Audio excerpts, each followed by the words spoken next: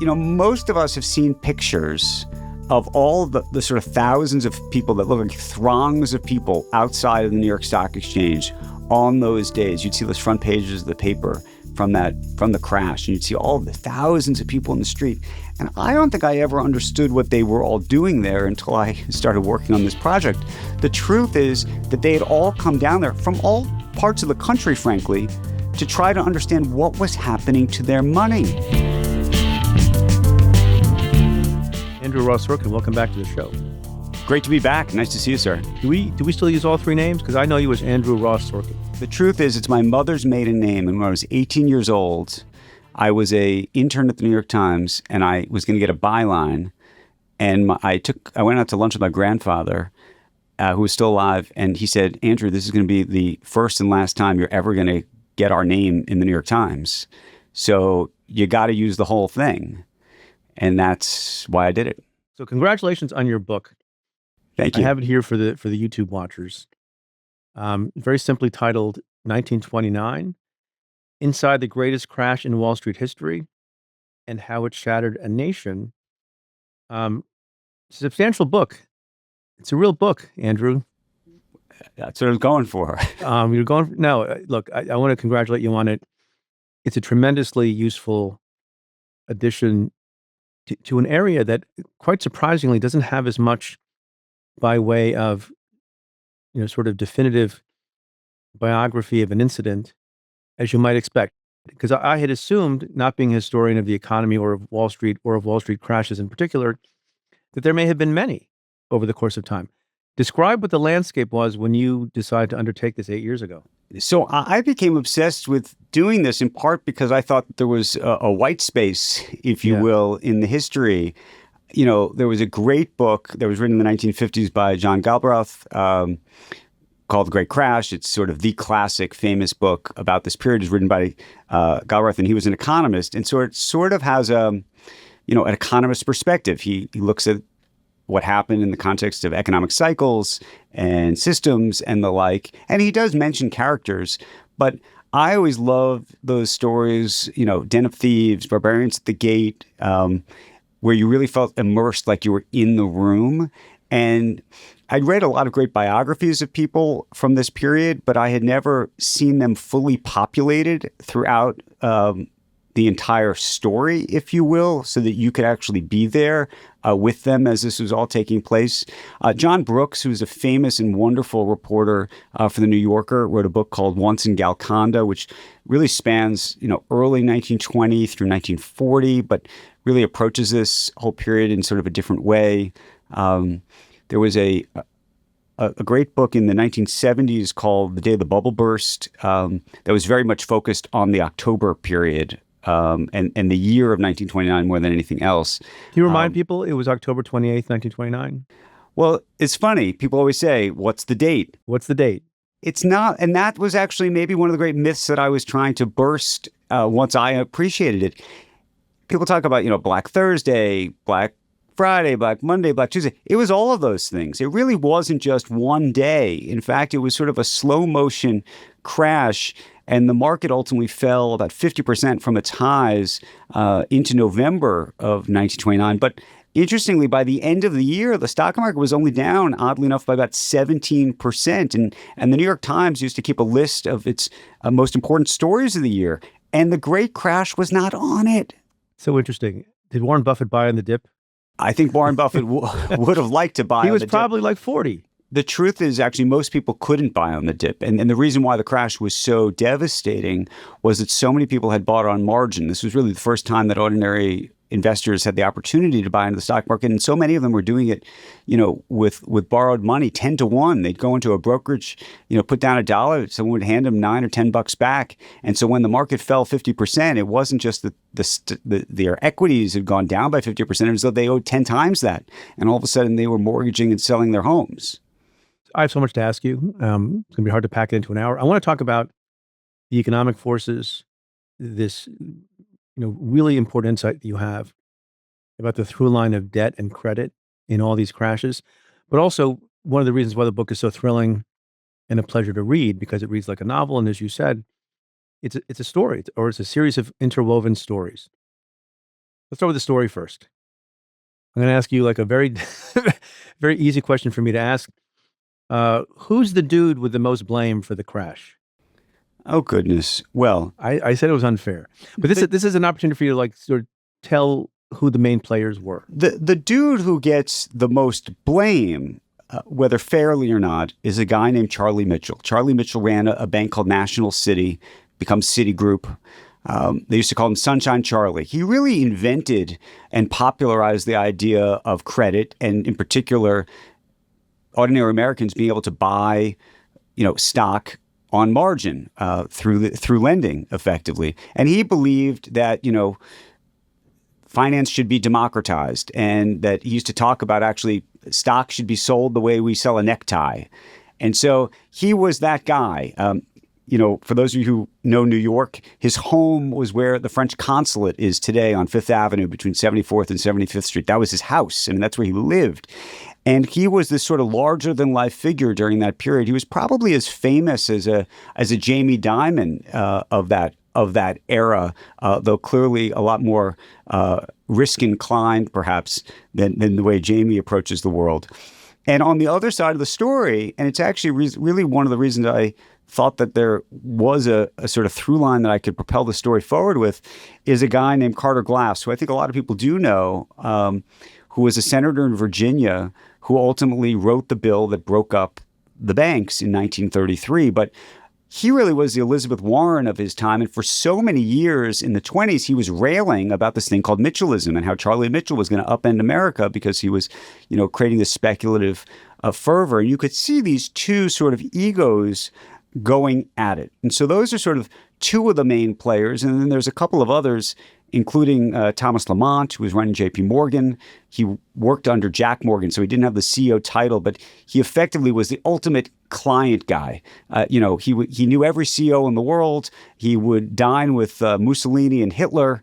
And, when the U.S. government decided that he needed to renegotiate the German reparations after World War I, instead of sending politicians, they sent Thomas Lamont and a bunch of CEOs, which really just demonstrated sort of how finance had eclipsed politics in terms of the import. And then two of my other favorites, one is a guy named John Raskob. He was the Elon Musk of his era, created the Empire State Building, got super involved in politics, ended up paying off journalists to go after Hoover and undermine his reputation, and to some degree was a bit of a philosopher king. He wrote about this idea of trying to create a 5-day work week. Back then we had a 6-day work week. Wall Street was open even on Saturdays, and he had this idea that not to be nice to people, but if you had 2 days off, more people would buy cars and gardening equipment and all sorts of other things. And then, of course, there's Jesse Livermore, who was a short seller. He was maybe, I don't know if he was the Bill Ackman of his time, but he was a bit of a recluse. Did they have long format Twitter back then? They, but he was actually, I should say, he was more of an emotional wreck than most. And in the end, without giving away the whole book, he ends up killing himself. What is the ultimate responsibility and accountability for whoever the president of the United States is when the economy turns south? In your excavation of the issue, what do you have to say in defense of the president of the United States, Herbert Hoover, upon whom much blame and scorn has been heaped? So I have a bit more empathy for Hoover, having undertaken this endeavor over all these years. And Hoover is a big character in this story, and I was able to get access to all sorts of both memos and notes, and importantly, diaries of some of his close confidants and assistants in the White House during this period. It's clear to me, that it would have been very hard for Hoover to have prevented the crash unto itself, which is to say he got into office, I think, in March 4th of 1929. So you would have had to jump in front of the train pretty quickly. So it's hard to believe that someone would have necessarily been able to do that necessarily. Now, he does make a series of policy errors on the other end that shouldn't be discounted. Tariffs were among them in 1930, the Smoot-Hawley tariffs. But he also, at one point, raised taxes at possibly one of the worst times. We were talking about austerity measures and the like. But there's also the question of just how much latitude he would have really had to do anything, given the fact that the Federal Reserve was mostly sitting on its hands. And one of the reasons it was sitting on its hands is because it couldn't really flood the system with money either. We still were on the gold standard, which was another issue that hung over this whole situation. So it wasn't like you could just go print money tomorrow. And maybe if Hoover, along with the Federal Reserve, had pushed harder to do that sooner, 25% unemployment, which we got to in 1932, and 9,000 banks going out of business in 1933, could have been either prevented or at least made less bad. An impression I get from reading this book and from thinking about other seminal economic events, we kind of had to learn the lesson the hard way. Is that true? Is that true subsequent to 1929 or not?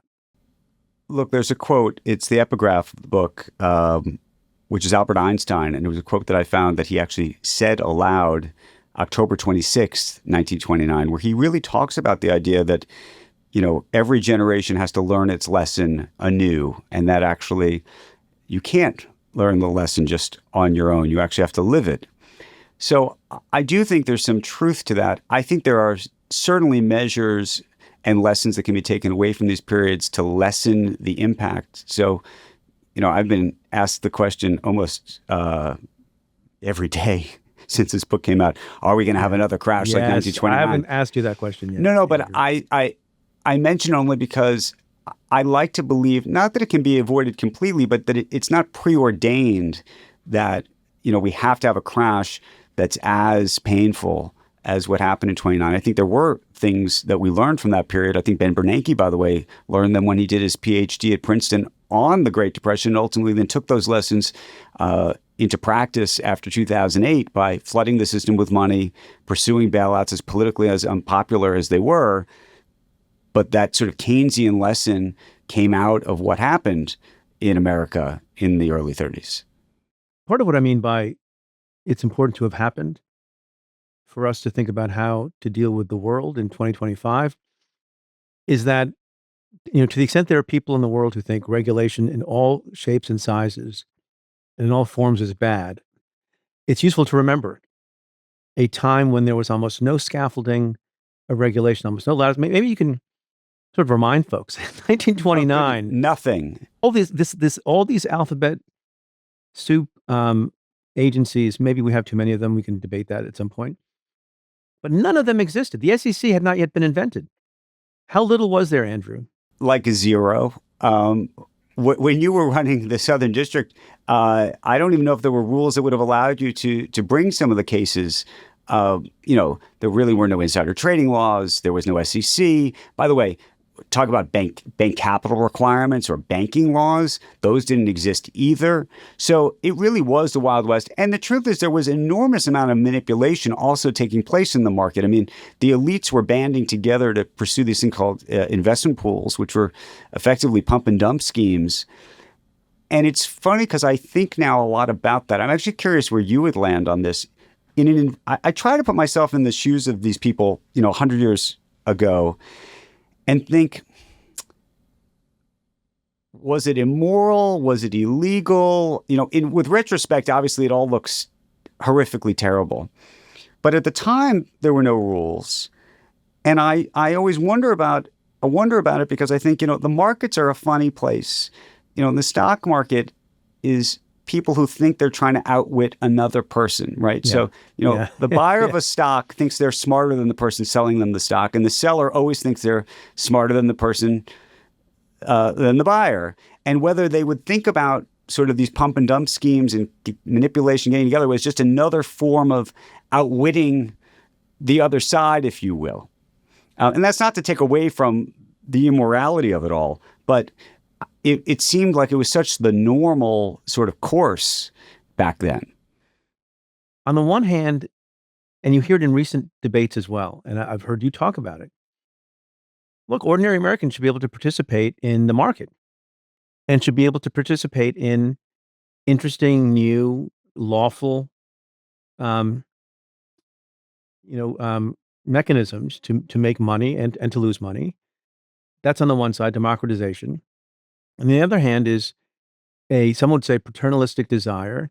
I guess I, was formerly on the paternalistic side to protect people from being ripped off and from scams and from crashes, right? So even as modern a thing, which is now faded from interest from your network, SPACs, right? Lots and lots of people thought that was a get rich quick scheme, and why do I need to qualify to become an investor in that sort of thing? There's a lot of talk about who should or should not be able to invest in crypto. There are rules and regulations regarding who can put their money in a hedge fund. How do you think about this issue, which consumes a lot of your reporting and your coverage? But in light of having written the book, how do you balance this idea of fairness to people and democracy versus protection? Well, look, I've been probably more on the paternalistic side as a journalist. And I think also because so many of us journalists have felt, I don't want to say burned, but, I remember after 2001 and the dot-com bust, there was a lot of blame about, why didn't the journalists, uncover what some of these companies had done? After the 2008 crisis, there was a sense, I thought we had blown the whistle, but by default, you could argue we didn't blow loud enough. So I feel when it comes to meme stocks and crypto and SPACs that I've been, I don't want to say super paternalistic, but to some degree. And the interesting part has been the reaction to, whatever caution I'm pushing out there, which is a lot of people come back to you and say, Sorkin, what are you doing? Stop trying to protect me, man. And by the way, you're not really protecting me. You're protecting the man. You're protecting the system. And I think there really is a sense, especially when you get into these moments of real inequality, and I think it was true in the 1920s and it's true now, where people really think that they want access to the lottery ticket. They want that lottery ticket. The conundrum is that most people who buy the lottery ticket lose. And I think that was true in the SPAC boom, the meme stock, sort of roller coaster with GameStop and all of this. So I think it's incumbent upon people in my role to be preaching caution and to be pushing for more transparency. I'm always convinced that transparency is sort of we talked about debt being the issue that causes a panic. I think it's transparency that's sort of the singular issue that can prevent things from going, super haywire if people actually really understand the risks. But it's oftentimes where people don't understand the risks because too much of it's in the fine print.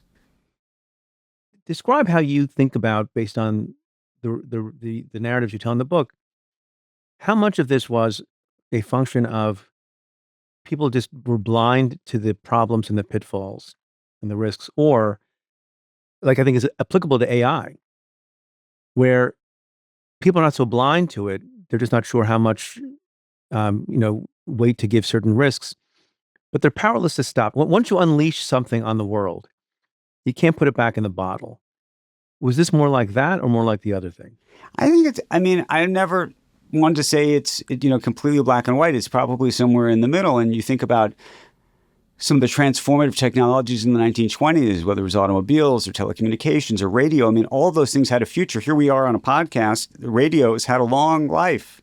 The internet in the late 90s continues apace, even though we had a pop in that bubble in 2000. And I think that's probably somewhat similar to the AI boom. I think everyone can identify moments where things seem historically, the valuations are high. It's just a matter of timing in terms of, getting either out of the market or trying to time it. I do think oftentimes of Charles Merrill, who is he plays a cameo part in this book. He was the founder of Merrill Lynch. And in 1928, he told people to get out of the market. And in retrospect, it sort of looks right, but sort of wrong because, between the beginning of 1928 and September of 1929, the market went up 90%. Yeah, right. So you can be a Cassandra, but you have to be totally right on the money about the timing. So here we are with this sort of AI boom, and it's possible this could go on for a very long time before there is some kind of, meaningful correction. And I don't think we know what that ultimately looks like. And so there's a little bit of the Chuck Prince, who used to be the CEO Citigroup, sort of I guess a successor 100 years later, basically to Charlie Mitchell, who used to say, when the music's playing, you have to dance. When the music's playing, you have to dance, or at least sing along.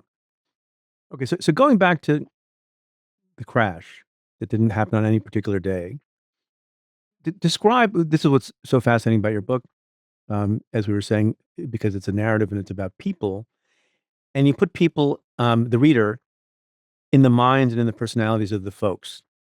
So talk about like that day or days and what it was like for the various players and what it was like in America, because it's so vivid in the book. Well, here's just a very broad way to explain it with some detail. Most of us have seen pictures of all the sort of thousands of people that look like throngs of people outside of the New York Stock Exchange on those days. You'd see those front pages of the paper from the crash, and you'd see all the thousands of people in the street. And I don't think I ever understood what they were all doing there until I started working on this project. The truth is that they had all come down there from all parts of the country, frankly, to try to understand what was happening to their money, because the technology was so bad that, even inside the New York Stock Exchange, you could look up on the wall at, the stock prices, and they were often behind by 5 or 6 hours. And that was, on location if you were there. If you were at a brokerage firm uptown, or let alone across the country or on a steamboat somewhere, you could be 2 days, behind. And so you were looking at numbers, trading on information that was just fundamentally wrong. So all those people had come in a true panic to find out what had happened to them. And the main character of this book, Charlie Mitchell, happens to have gotten himself in a real pickle, or frankly, a lot more than just a pickle, which is that his bank, because of actually some of the technological issues with the pricing and not knowing what was really happening in the moment, they had actually been trying to buy back their stock to try to actually keep it up at a certain level. And in the end, they actually bought so much stock. They bought too much stock that they couldn't afford it, and it was going to ultimately topple the entire bank. Do you think that the crash was actually contained in part because there was limited communication, or did it exacerbate the problem? I mean, you think today, with the possibility of a rumor spreading like wildfire across the internet and on social media, that you would more easily get a poorly timed run based on something ephemeral. The meme stocks are like that. What do you think? That's a great question. Maybe I'm an optimist on this. I'd like to believe that the real-time nature of information today, while it can create a bad rumor, I like to believe it could get snuffed out pretty quickly. Whereas back then, a bad rumor could linger for days. Yeah. Because there was just no way to get that, that new news or communication. So I want to think it's better today, but I'm cognizant that you could have, the equivalent of maybe like what they'd call a flash crash, where a rumor goes around and for half an hour people go out of their minds. But I'd like to think that the record could get, fixed pretty quickly. Having said that, in sort of an AI generated universe where people are making fake videos and this and that, it's hard to know how far it could go. When did people begin to appreciate the fact that this crash that you talk about was the greatest crash in Wall Street history? So interestingly, it was not appreciated in the moment at all, because by the end of the year, strangely enough, the stock market's only down 17%. I think that really the fingers started to point, if you will, only once we got to 1932, when unemployment really hit 25%, and you started to see these tented camps, they called them Hoovervilles, emerging around the country, even in Central Park, across the street from where Charlie Mitchell lived. I think that's when you started to really feel it. And then, of course, Roosevelt comes into office in 1933, and he really, from a rhetorical perspective, though not privately, but more publicly, starts, taking the Wall Street and banking community to task. Was that a failure of scholarship or insight? Or is that, again, one of these things that just, we don't know the significance of things until later? What's so interesting is you go back and read a lot of the diary entries of some of the people who today we would call victims, and they actually didn't blame the brokers or the banks. In fact, so many of them blame themselves, because I think this really was the first time that, these ordinary folks were participating in all of this. And for whatever reason, even when brokers or bankers were suggesting this or that, there wasn't the same kind of blame. There were people who were upset and angry, obviously, at others, but it was different than the sort of backlash that came almost immediately after the crash of 2008, for example, and sort of the rise of, Occupy Wall Street, down at Zuccotti Park and all of the rest. How the hell does 97 years go by and some of these really sort of interesting, fascinating insights into these hugely important people and transformational people in history, how did they go unexcavated? Well, I'll give you one reason. Please. For reasons that are still inexplicable to me today, the New York Federal Reserve had never disclosed to anybody its board minutes from that period. They had kept them secret. So for many years, actually, during this process, I was trying to persuade them, convince them to give me the board minutes. And in fact, when I finally got them to agree, they had a lawyer go through them and redact materials from the board minutes before giving them to me. I went back to them and ultimately had the redactions removed. And by the way, the redactions were not that provocative underneath. But I think, part of it was that, that kind of thing, which was a treasure map for me ultimately.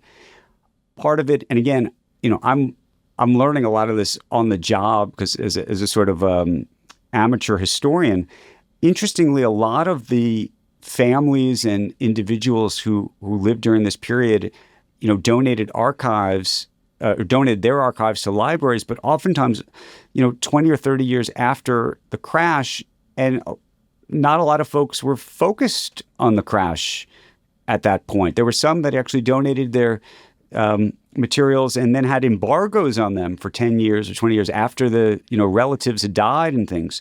So as a result, there was sort of some additional material that I was able to access that hadn't been touched. And then I got lucky. I found somebody whose grandfather was actually engaged in a meaningful way with a lot of the main characters. And he had written an unpublished manuscript that I was able to access. And so it was finding lots of these sort of different pieces of material and effectively knitting them together.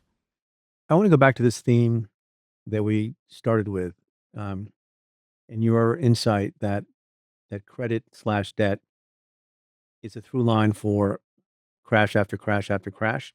Always. Can you start just with the premise of debt? And society has not always been structured such that you can buy something that you can't afford in that moment, right? I think you have a great phrase, like bringing future wealth, drawing future wealth into the present, is a startling human capitalistic innovation that did a lot of good, right? It's what allowed people to buy cars that were too expensive to buy at once. Can you talk a little bit about just sort of the origin of that concept? Well, I think it's worth mentioning that actually prior to 1919, for the most part, it was almost considered a moral sin in America and most parts of the world to take on debt in a meaningful way, to take a loan, to take a mortgage. It was not something, proper people did. And it was when General Motors, and actually this guy, John Raskob, who was running General Motors, who I described as sort of the Elon Musk of his time, when he sort of had this thought, okay, how are we going to sell more cars? We'll loan you money so you can buy the cars. That was a transformation, and that really did bring forward the future in some ways. And then you saw it get used over and over again for all sorts of both products, for infrastructure, to build cities, to build buildings. I mean, so much of New York that we live through today was built in the 1920s on the back of debt.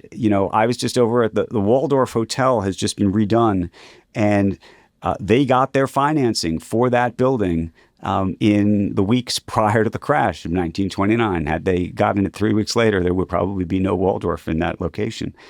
So debt really played a huge role in powering so much of our society. And then You can fast forward to the late 70s, early 80s, and Michael Milken, and he did that with what were called junk bonds, which then propelled telecommunications industry and so many other things. So debt plays a huge role in our economy. It also plays a huge role with our government, which is to say that we've been living beyond our means, as you know, for a very long time. By the way, that's a major distinction between 1929 and today. Back then, there was a budget surplus in America. We hardly had any debt in our country. Today, it's a much different story, which actually makes the possibility, if you actually do have to bail people out in the future, that much more complicated, because we have so much debt. There could be a time when bondholders raise their hand and say, "Excuse me, we like you. We'll continue lending you money, but you're going to have to pay us a much higher rate because you got to pay us for the risk."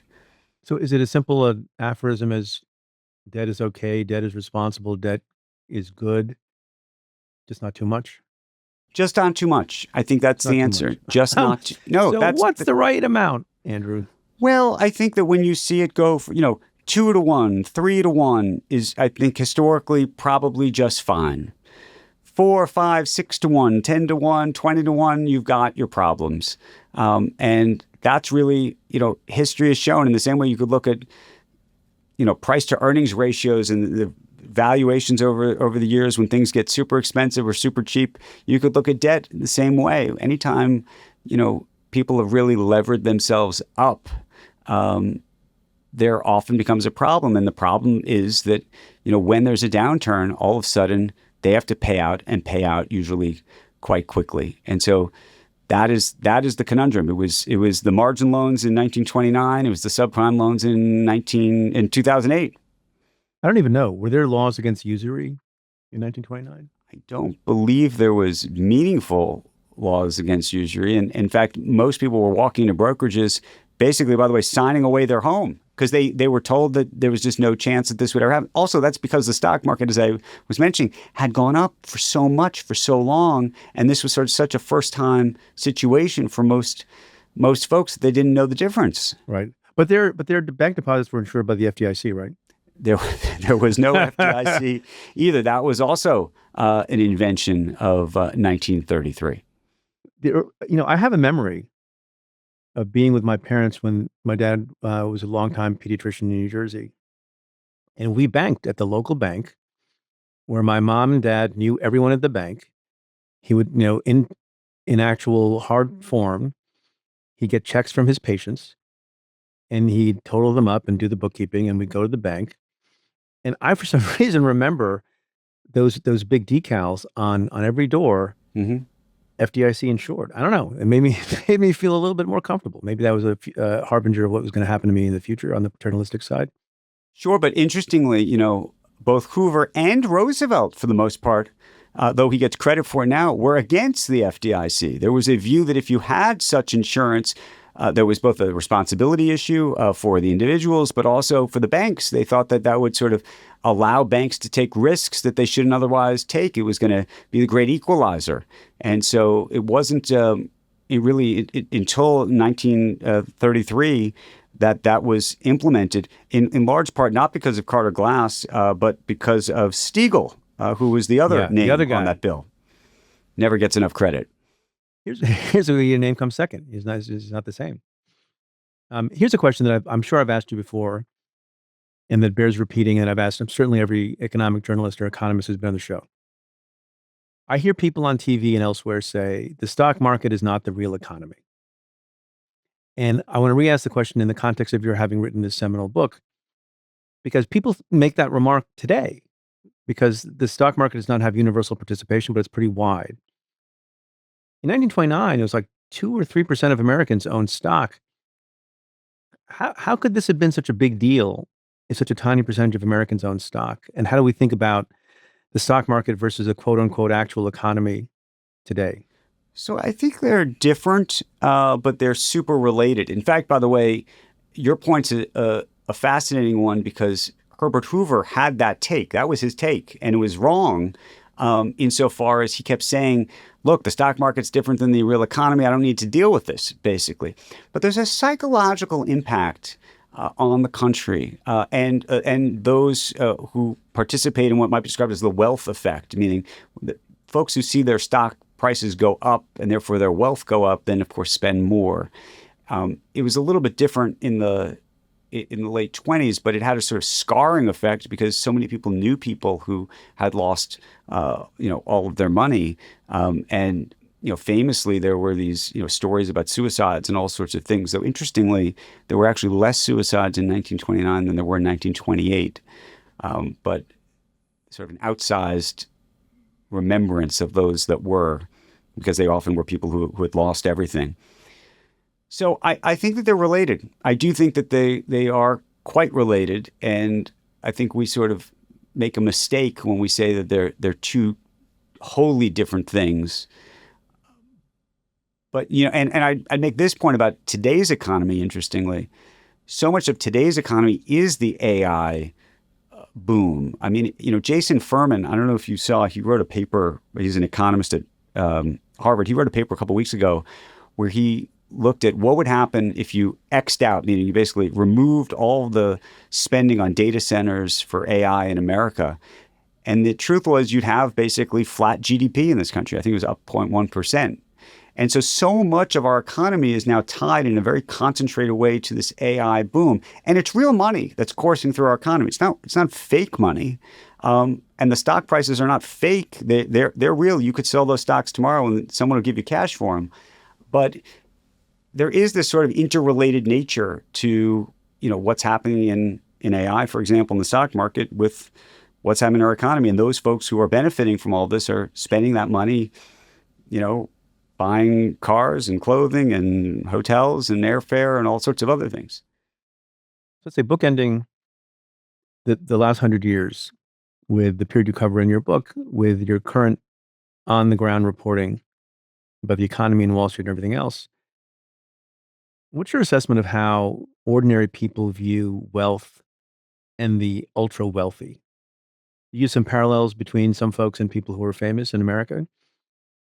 How has the vibe changed towards people who are just colossally, monumentally impossible to comprehend wealthy? Well, I live in New York City, so we have a new mayor or a mayor-elect. Affordability is the coin of the realm. It is the coin of the realm. And I think that it's not just affordability. I think it's actually a direct shot at this very idea of capitalism, of the wealthy, of the sort of super elite wealthy that we see on the covers of magazines and folks who have, billions, if not hundreds of billions of dollars. And people say to themselves, what gives? Does it have to be this way? Why are they making all this money when the system isn't really working for us? And I think for some people, the system unto itself feels almost oppressive. And I think that's a super important thing that oftentimes the elite don't necessarily appreciate or recognize. I think the solutions are more complicated than they're often presented in the political realm in terms of how you change that. But I do think that we are in a moment, and it may be longer than a moment. It could be a decade-long period, if not longer, of not just populism, but a real sort of questioning. And by the way, I don't think this is truly just a sort of lefty Democrat thing. I think even sort of a J.D. Vance of it all has some similar views about some of these issues. So or used to. Yeah. So I think we're in a new period here when it comes to wealth and inequality and just how it all gets sorted. I guess what I was getting at was a little bit more particular question. And this impression is based on nothing at all, other than a sort of hunch I have that once upon a time, for right or wrong, and for lack of knowledge or with full knowledge, that ordinary people sort of looked upon those mega wealthy a little bit more benevolently 100 years ago than they did now. And as time has gone on, some people have learned that those folks did very bad things. Some of it is excavated in your book, but also some of the names that you associate with that kind of wealth adorn, monumental philanthropic foundations and other sorts of things. Some would say they laundered their misdeeds through good works. I don't know. Am I off base totally on that? No, I don't think you're off base, but I think actually the real shift, at least the shift that I'm very cognizant of during my lifetime, was 2008, where I think a lot of this changed. I think this, I don't know if it's benevolent, but this sense that the experts, some of whom were quite wealthy and institutionalized, if you will, they were the establishment, we're supposed to take care of everybody else, or at least we're supposed to be making some of the right decisions for the country, for people, for communities and the like. And then I think 2008 really upended that and shifted the whole sort of dynamic, because people said maybe these experts really aren't experts at all, and maybe these institutions aren't what we thought. And I think that's, I mean, I look at the crisis of 2008 and the politics of that crisis as sort of leading a lot to where we are today. A lot of the questioning of experts and even expertise happened during that period. And by the way, then was repeated and maybe exacerbated even during the pandemic as well, especially as we saw some of these other people get so wealthy during these things. So it wasn't just that people felt misled or not taken care of. It was that there was a demonstrable problem that impacted people's lives so meaningfully, and then the wealthiest somehow managed to get even wealthier. That chafes in a very real way against your people's intelligence, their brains, and also their hearts, and also their wallets.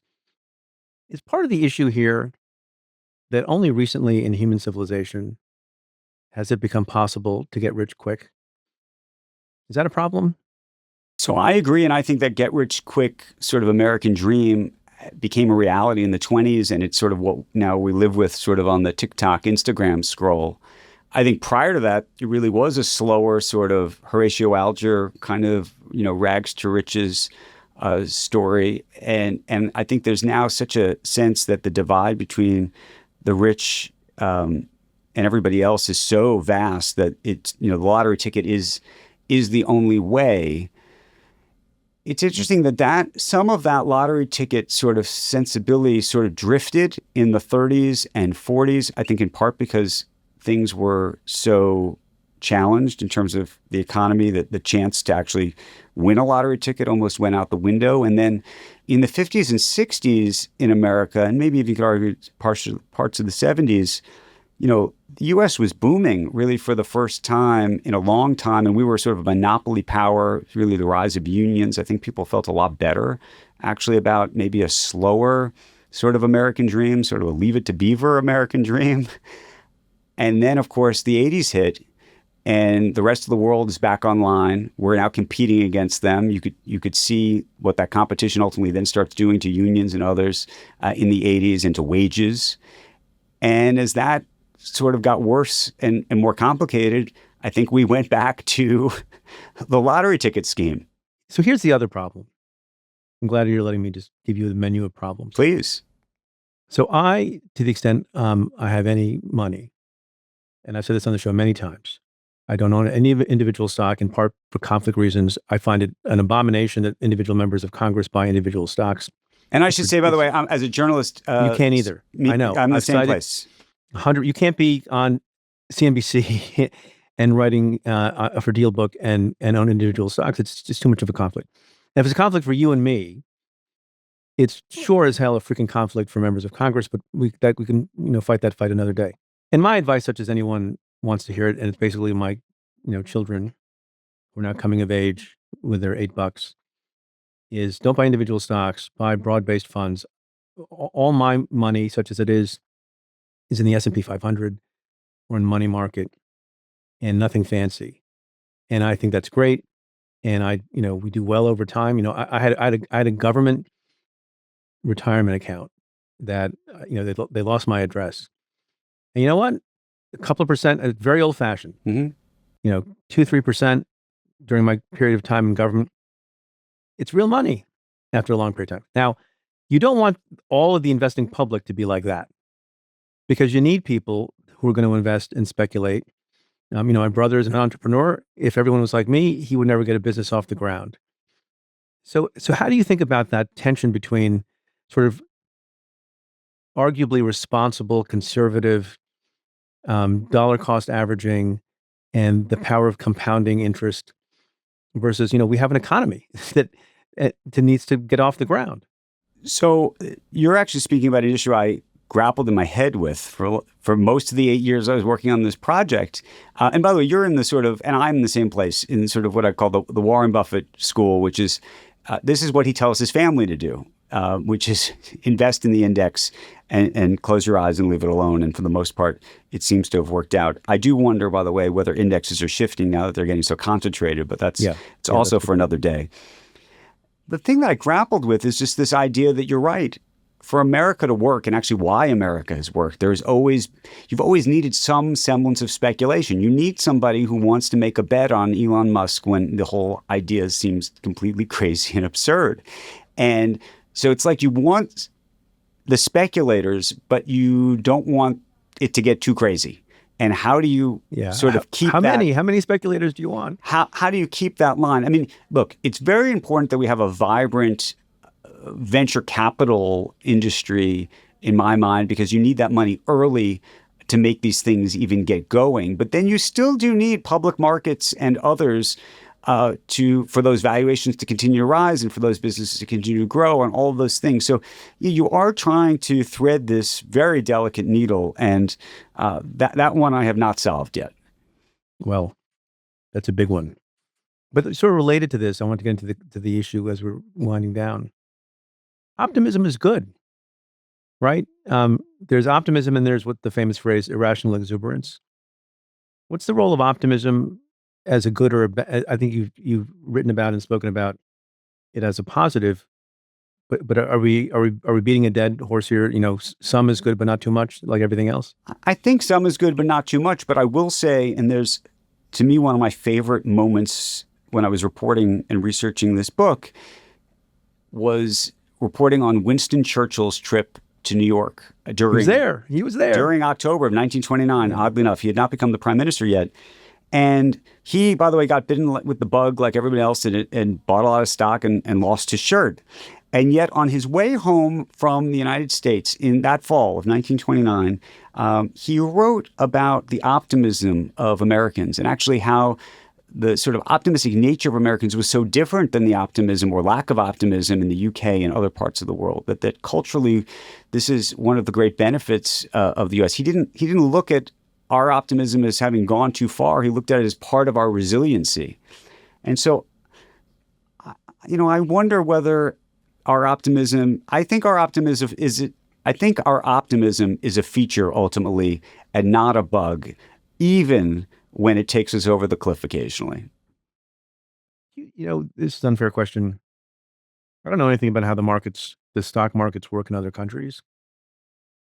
Is it better to have the one we have, where we have these crashes and failures? I mean, other markets obviously crash too. Do you have any thought about sort of comparative markets? Oh, goodness, for sure. I mean, look, I think our market is clearly the most resilient, the deepest, all the things. And we're running a natural experiment, which you can look at.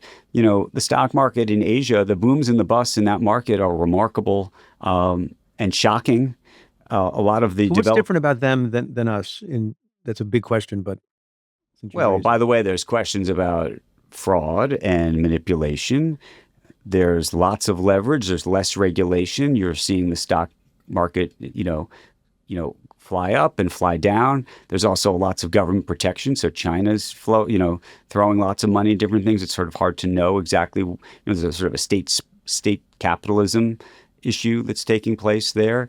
And by the way, similarly, there have been issues in Europe and parts of South America as well. So I think there's a reason why not only are some of the great companies coming out of the United States, but they are on exchanges in the United States and traded in the United States because there's just a better, deeper, more efficient marketplace. Have you become, so I'm getting that question that you get every time, but I'm going to ask it in this way. You've been 8 years writing this book, Andrew. Right. You learned a lot of stuff. Yeah. You read diaries, you looked at graphs, charts, you looked at history. You know that history doesn't repeat itself, but it rhymes, all that jazz. Do you feel like you were a little bit better at predicting when such a thing could happen again? And if so, you can whisper to me when it's going to happen. I think I am a little bit better, Yeah. but I don't know if I'm going to be able to get it on the nose. And the truth is, I haven't been, liquidating all those mutual funds that I have, just so you know, because I'm not sure that, things are toppling tomorrow just yet. But if and when I do, I'll call you. When COVID was beginning to ravage the country, the market just huge plunge.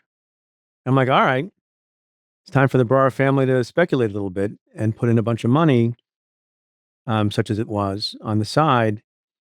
And then I woke up in the morning and there was a huge rally, and I never did such a thing. Is that wise, or is that not wise? Well, it sounds like you missed it, so I don't know how wise it was. Right, because unlike the optimists that you talk about and write about, super interesting. I'm always thinking if the market crash, it's going to stay down for a long, long time. And I got kids to put through college and I have other things I got to deal with. Whereas on the other side of the coin, the problem that we end up talking about is that people keep thinking, well, the market is just going to continue to be booming forever and ever and ever. Why should it ever crash? Is it good to have some people like me in the in the mix? Oh, I think we need Cassandras. We need, look, Yeah. I'm a journalist. I'm a professional skeptic. But the truth is, it's been a lot more profitable over the last 100 years to be a professional optimist. The question isn't, is the stock market, for example, going to be higher 30 years from now than it is today? It invariably should be. I hope it is. And if it isn't, I think there's real questions about what's going on between now and then. The question is your needs. So, you've got kids. Completely right. They have to go to college.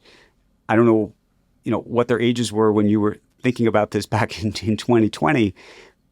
But if you're a retiree, you should have some cash on the side or something that you think is liquid that you can get out of. But if you told me that you could hold your stock for 20 or 30 years, I would tell you that whether there's an AI bust or not, hopefully it'll be better on the other side. And that's the answer. The book, let me hold it up for the YouTube audience. Preet Bharara, thank you. There it is. 1929, Inside the Greatest Crash in Wall Street History and How It Shattered a Nation. Hope to see you soon, sir. Thank you, so sir. much. Good Really luck. appreciate it. This was fun.